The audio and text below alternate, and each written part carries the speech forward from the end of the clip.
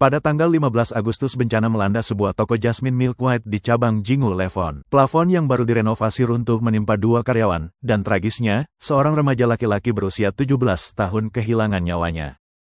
Yang lebih mengejutkan lagi adalah bahwa hal itu terjadi tepat pada hari pertama toko tersebut dibuka kembali. Apa yang terjadi di sini bukanlah hal yang aneh. Di China, plafon dan dinding seringkali runtuh hingga terasa seperti kutukan yang menggantung di atas kepala orang-orang. Tapi ini bukanlah takdir. Ini adalah kelalaian. Sebuah wabah konstruksi serampangan, sering disebut sebagai proyek ampas tahu, konstruksi buruk yang rapuh. Lihatlah seberapa sering plafon dan perlengkapan China tiba-tiba ambruk. Mari kita lihat beberapa kasus. Pada siang hari tanggal 17 Agustus, jendela kaca dari sebuah toko kosong di Manwest Road, Shanghai, tiba-tiba ambruk. Seorang pejalan kaki wanita kehilangan nyawanya tepat di tempat kejadian, dan kaki seorang lainnya terluka parah. Dan kemudian pada tanggal 20 Agustus muncul cerita lain. Saya baru saja membaca tentang plafon toko milk tea di Shanghai yang jatuh dan menewaskan seseorang beberapa hari yang lalu. Dan kemudian saya mengalami hal serupa sendiri. Tiba-tiba, panel iklan di atas kami ambruk. Tim kami sedang duduk dan beristirahat di sana.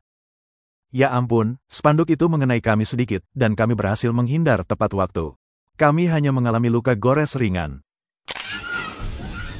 Bahaya semacam itu tidak hanya mengintai di ruang publik, mereka menghantui orang-orang hingga ke rumah. Banyak keluarga China yang mengalami langit runtuh di rumah mereka sendiri tepat di dalam kamar tidur dan ruang tamu mereka. Yang membuatnya semakin buruk adalah bahwa usia bangunan bahkan bukan faktornya. Keruntuhan ini bisa terjadi pada apartemen berusia puluhan tahun semudah di rumah yang baru direnovasi hanya beberapa minggu yang lalu. Seorang vlogger mengatakan, Anda pikir plafon rumah Anda benar-benar aman? Anda pikir perusahaan renovasi Anda benar-benar memikirkan kepentingan terbaik Anda? Ini dia insiden nyata yang baru saja terjadi. Rumah seorang blogger yang dikenal sebagai Super Tofu mengira mereka hanya mengalami kerusakan pada kunci pintu. Tetapi ketika mereka mendobrak pintu, mereka terkejut. Seluruh plafon telah runtuh. Lihatlah baik-baik. Seluruh plafon dibangun hanya menggunakan rangka kayu. Dan ini bukan hanya area kecil. Rumah mereka memiliki plafon gantung di seluruh ruangan. Rangka kayu saja tidak bisa menopang beban seperti itu. Belakangan, mereka mengetahui melalui komentar bahwa perusahaan renovasi diam-diam menggunakan struktur serba kayu tanpa pernah memberitahu mereka.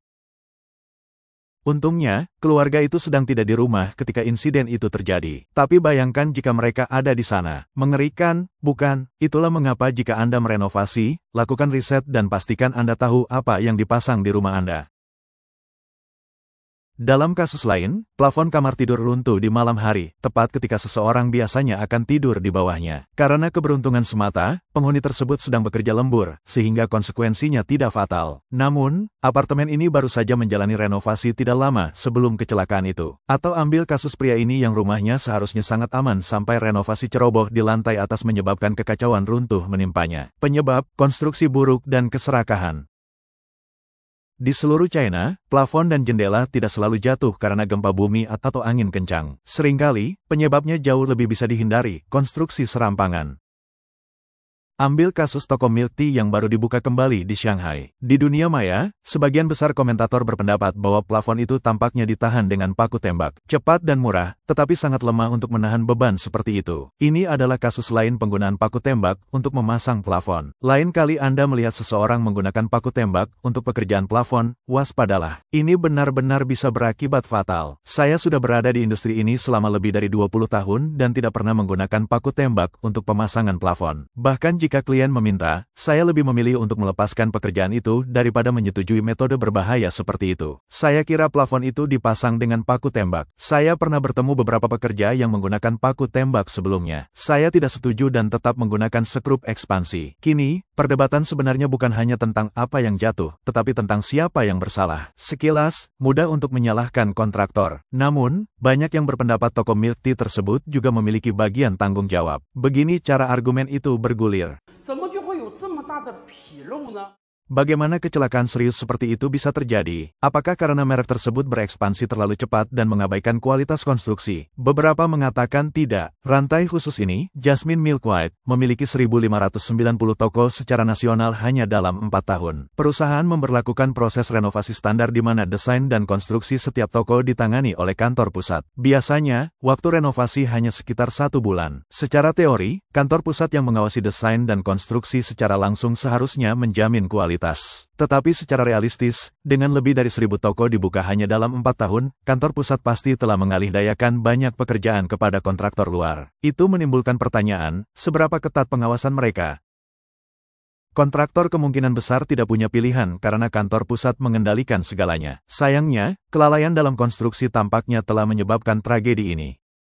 Yang lain menunjuk pada tenggat waktu tanpa henti yang dipaksakan oleh klien sebagai biang keladi utama lainnya. Untuk memenuhi jadwal pembukaan besar, para pekerja sering didorong hingga ekstrim. Seorang pekerja ingat menyaksikan sebuah toko di dalam pusat perbelanjaan direnovasi sepenuhnya hanya dalam 5 hari. Jenis pekerjaan terburu-buru yang paling mereka takuti, di mana kualitas dikorbankan demi kecepatan. Dan hasilnya, seperti yang mereka katakan, hampir tidak lebih baik dari konstruksi ampas tahu. Komentar lain, biasanya, merek toko milk tea mengambil potongan 30% dan kemudian mensubkontrakkan ke perusahaan renovasi 3 tanpa. Dalam hal ini, tanpa sarana, tanpa kualifikasi, tanpa reputasi, dan tanpa keandalan. Tetapi tidak semua orang menyalahkan klien. Bahkan, beberapa berpendapat bahwa toko milk tea itu sendiri sama sekali tidak bersalah. Sebaliknya, masalah sebenarnya terletak pada bagaimana biaya merosot ke bawah rantai. Seorang komentator memecahnya seperti ini. Mari saya jelaskan, meskipun saya tidak bisa menjanjikan ini 100% akurat. Pemilik toko milk tea, mereka hanyalah franchisee. Katakanlah mereka membayar rantai tersebut 3.000 yuan per meter persegi untuk renovasi. Rantai tersebut kemudian mengalihdayakannya ke kontraktor seharga 1.500.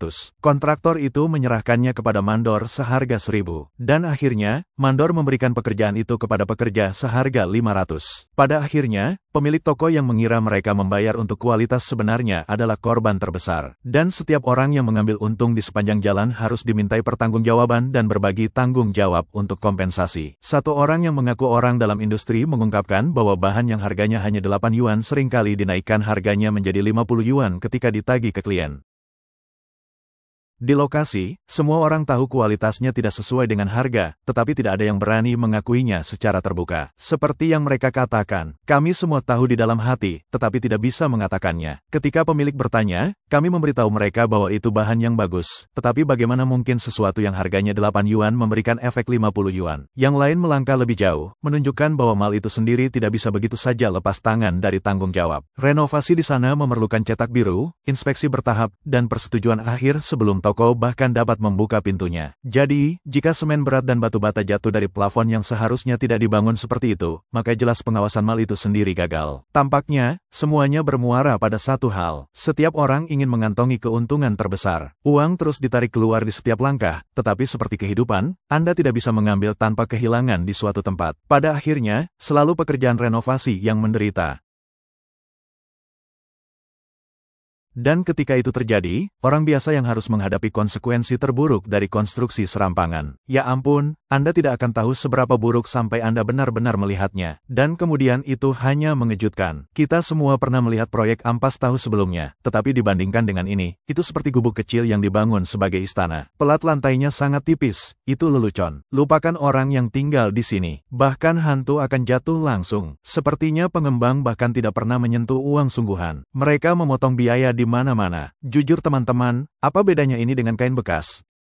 Tingkat keserakahan di sini sungguh menjijikkan. Kelemahan regulasi dan kurangnya keadilan. Sayangnya, tampaknya wabah, tujuan akhir dari atas, di China ini mungkin akan terus berlanjut untuk waktu yang lama. Laporan tahun 2022 dari Central News Asia menunjukkan bahwa akar penyebabnya bukanlah perbaikan cepat. Mereka bermuara pada regulasi industri yang lemah dan hambatan masuk yang rendah yang memungkinkan perusahaan yang tidak memenuhi syarat membanjiri pasar. Seperti yang dijelaskan oleh Tuan Michael Ong, asisten sekretaris Asosiasi Kontraktor Renovasi dan Pemasok Material Singapura, industri ini tidak memiliki otoritas pusat, tidak ada pelatihan standar, dan tidak ada jaminan layanan nyata. Hasilnya, katanya, adalah lingkungan di mana penipuan, jalan pintas, dan pengerjaan yang buruk berkembang pesat. Dan bahkan ketika nyawa hilang, banyak netizen China menunjukkan bahwa keadilan jauh dari terjamin. Salah satu pengamatan umum adalah bahwa tuntutan hukum hanya diteruskan ke bawah rantai sampai semua orang kehilangan perhatian pada kasus tersebut. Seperti komentar di sini yang berbunyi, tuntutan hukum ini akan berlangsung selamanya. Keluarga korban menuntut pemilik toko, pemilik menuntut perusahaan renovasi, renovator menuntut pemasok material, dan terus berputar. Sudah, di beberapa postingan tentang insiden di toko milk tea di Shanghai, banyak yang memperhatikan bahwa komentar dihapus dan lalu lintas ditekan. Bagi kebanyakan orang China yang berurusan dengan pekerjaan renovasi yang buruk, apa yang biasanya mereka temui adalah hilangnya perusahaan kontraktor secara total. Dan bahkan jika perusahaan-perusahaan ini dikenal namanya, mereka kemungkinan hanya akan mengubah merek dan melanjutkan bisnis mereka di bawah identitas baru. Pada tanggal 8 Agustus, seorang pemilik restoran membagikan cerita bahwa 2 meja di tempat mereka tidak dapat digunakan, bahkan selama jam sibuk, karena plafon di atasnya sudah mulai runtuh. Ketika seseorang menyarankan untuk mengajukan keluhan, dia menjawab, tidak ada gunanya. Saya menelepon setiap hari dan mereka selalu mengatakan akan datang untuk memperbaikinya, tetapi tidak ada yang pernah muncul. Saya sangat marah sehingga saya berhenti memeriksa telepon saya tentang ini. Yang lain hanya menanggapi, lebih baik perbaiki sendiri sesegera mungkin. Dalam kasus pemilik rumah ini, rumah mereka yang baru direnovasi mulai bocor kurang dari sebulan setelah pindah karena kedap air yang buruk tanpa grouting atau penyegelan pipa yang tepat. Kerusakan memaksa mereka untuk merobohkan kamar mandi marmer dan membangun kembali, meninggalkan rumah dalam kekacauan. Menambah frustrasi adalah sikap perusahaan renovasi. Seperti yang dibagikan pemilik, manajer proyek telah menunda-nunda dan tidak menyelesaikan pekerjaan tepat waktu. Dia juga tidak mau menjawab panggilan saya. Saya tidak bisa berkata-kata. Tetapi mungkin cara termudah dan paling umum bagi perusahaan renovasi untuk menghindari akuntabilitas adalah dengan menyalahkan sesuatu yang tidak tersentuh, cuaca buruk. Bahkan dalam kasus toko milk tea, di mana seorang karyawan secara tragis kehilangan nyawanya, beberapa komentator mengklaim pemilik toko mencoba menyalahkan gempa bumi. Tetapi seperti yang ditunjukkan oleh yang lain, Biro Gempa setempat mengkonfirmasi tidak ada aktivitas seismik pada hari itu. Aturan yang lemah mempermudah pekerjaan buruk untuk lolos. Tetapi biaya sebenarnya datang ketika orang memilih keserakahan daripada integritas. Bencana ini adalah pengingat yang jelas. Keuntungan yang diambil dengan mengorbankan keselamatan hanya membeli tragedi di masa depan. Jika ada harapan untuk mengakhiri wabah, tujuan akhir, China, itu akan membutuhkan semua orang, pembangun, pemilik, regulator, untuk akhirnya menghargai hati nurani, bukan hanya uang.